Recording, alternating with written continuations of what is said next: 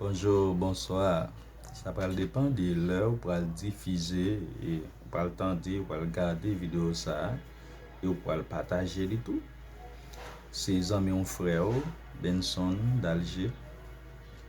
C'est une possibilité que le Seigneur ban nous matin pour nous capable monter sur le réseau pour nous parler de la Bible, qui sont un sujet qui est très intéressant, qui a un pile problème tout, il y a un peu de monde qui mal comprendre. Et nous voulons commencer avec ce sujet ça qui c'est la Bible et la parole de Dieu. C'est pasteur Benson d'Alger. Pas oublier de faire garder vidéo ça et puis partager pour l'autre amis capable apprendre tout. D'accord? Merci. Maintenant, on a parlé de la Bible est la parole inspirée de Dieu. Eh bien, thème Bible là, il sorti dans un mot grec qui c'est biblos, qui désignait l'écorce intérieure du papyrus avec laquelle on faisait le papier. C'est-à-dire, ce sont des livres écrits sur du papier. Il s'appelait Biblia. Il était Biblia parce qu'il était écrit sur papier. Alors, c'est papyrus.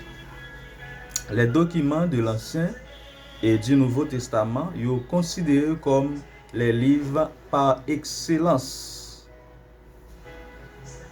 Au 5e siècle, Biblia, qui c'est pluriel de Bible, qui c'est les Bibles, la collection des livres de Jérôme les avait ainsi appelés une bibliothèque divine.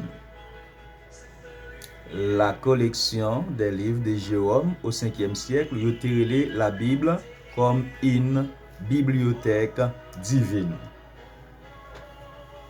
Le terme grec Biblia, c'est pluriel là, il a pour neutraliser et transporter en latin peu à peu, il a pour le comme étant un singulier. Au lieu de dire les livres, il a pour dire le livre. C'est pour cette raison qu'on dit la Bible, on ne dit pas les Bibles. La Bible est ainsi titrée la diversité des écrits sacrés. Ayant perdu sa première signification et paru au contraire avoir été choisi pour faire l'unité des saintes écritures. Eh bien, dans le texte qui dit toute écriture est inspirée de Dieu et utile pour enseigner, pour convaincre, pour corriger, pour instruire dans la droiture, afin que l'homme de Dieu soit accompli et propre à toute bonne œuvre. Eh bien, la Bible, elle était écrite dans 3 langues origines. 3 langues qui étaient sous la Bible, c'est hébreu, araméen et puis grec. La Bible est le livre le plus traduit dans le monde. La Bible est aussi le livre le plus vendu dans le monde. C'est le livre ça qui plus vend dans le monde. La Bible, c'est le livre qui plus lu dans le monde. C'est le livre le plus lu de la Bible et de ce monde. La Bible est l'un des livres les plus anciens. Ses écrits découlent environ des milliers d'années.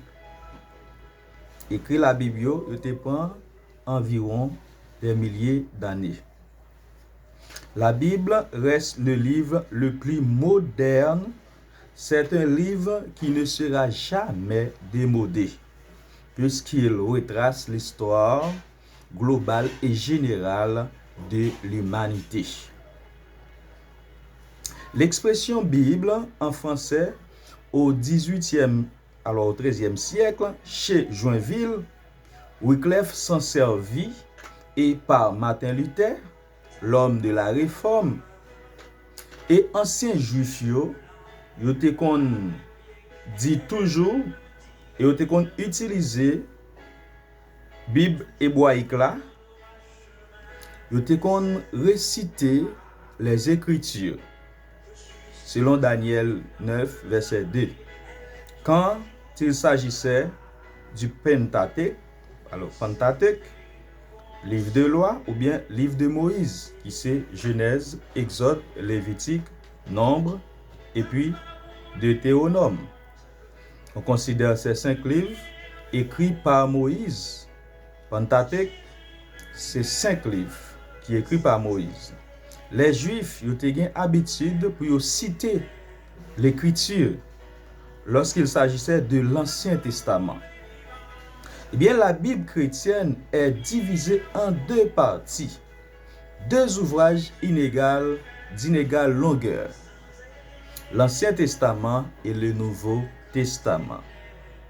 Le terme testament vient du latin testamentum, traduit en français testament, qui désigne l'acte authentique dans lequel une personne exprime ses dernières volontés. Le testament, c'est un acte authentique où une personne exprime ses dernières volontés. Mais le mot grec diatheke a le double sens. Mot grec là, qui traduit testament, qui c'est diatheke, il a un double sens. Il veut dire testament et puis alliance.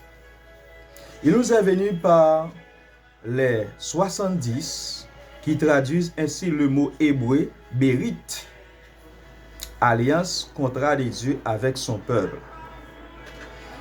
La traduction latine et l'usage ecclésiastique ont donc détourné l'expression primitive de son sens propre et on s'est mis à dire l'Ancien Testament et le Nouveau Testament. Eh bien, l'Ancien Testament, il y a 4 recueils, bien aimés, mes amis. Il y a 4 recueils, il y a 4 parties Ancien Testament. Il y a les Pentateuque, ou les livres de loi, ou les livres de Moïse, qui c'est première partie dans l'Ancien Testament. Deuxièmement, il y a les livres historiques, qui sont au nombre de 12. Troisièmement, il y a les livres poétiques, qui sont au nombre de 5. Quatrièmement, les livres prophétiques, qui sont au nombre de 17. Le tout forme 39 livres de l'Ancien Testament. Eh bien, le Nouveau Testament, mes chers amis, il y a 4 catégories de livres tout. Premièrement, il y a les évangiles, qui sont au nombre de 4. Deuxièmement, les actes des apôtres, écrits par le médecin Luc. Troisièmement, les épîtres ou les lettres, qui sont au nombre de 21. Quatrièmement, le livre des révélations, Apocalypse, qui est écrit par Jean, le disciple aimé, le plus aimé de Jésus.